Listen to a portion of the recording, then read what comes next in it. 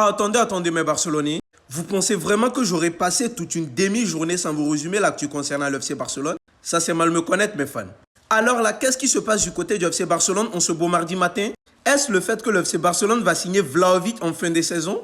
Ou encore est-ce le fait que le Chicago Fire soit intéressé par Robert Lewandowski? Enfin bref, mes Barcelonais, avant d'aller dans le vif du sujet, merci pour toute la force que vous me donnez ici. C'est ici que tout se passe, on enchaîne. Primo, je tiens à vous dire, par rapport aux élections présidentielles du FC Barcelone, l'un des candidats a contacté l'entourage de Julián Álvarez pour utiliser le nom du joueur dans sa campagne électorale.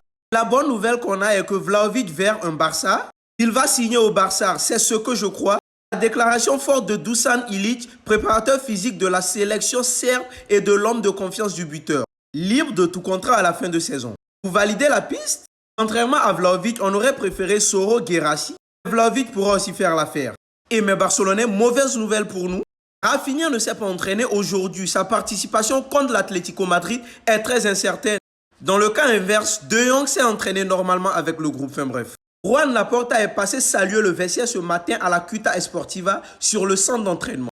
Hansi Flick a profité de l'occasion pour réitérer publiquement son soutien total au projet de Laporta. Concernant Robert Lewandowski Brigging, le Chicago Fire a fait sa première offre officielle à Lewandowski. Il s'agit d'un contrat de 2 ans avec un salaire à la hauteur de son statut de star. Ils veulent révolutionner la MLS avec sa signature. En tout cas, peut-être ça lui fera du bien. Et oui les gars, Hansi Flick est prêt à lancer Marc Bernal au Metropolitano, c'est-à-dire face à l'Atlético les gars. L'entraîneur veut de la continuité en Copa, on se dirigeait vers un milieu. Marc Bernal, Frenkie de Jong et Dani Olmo titulaires les gars, peut-être ça pourra faire du bien.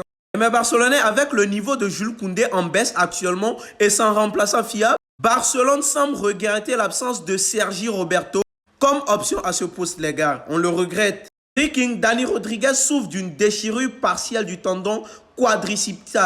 Des examens complémentaires dans les prochaines heures détermineront si une intervention chirurgicale est nécessaire.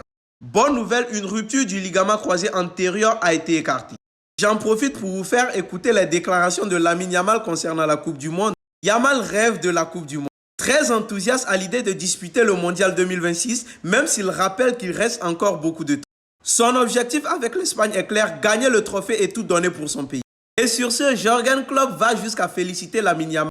J'adore regarder ce gamin, honnêtement Lamine Yamal, waouh, je me souviens de cette soirée de Ligue des Champions contre l'Inter. Enfin bref, mes Barcelonais, pour ceux qui ne souhaiteraient rien louper de l'actu barcelonais, abonnez-vous, on est ensemble.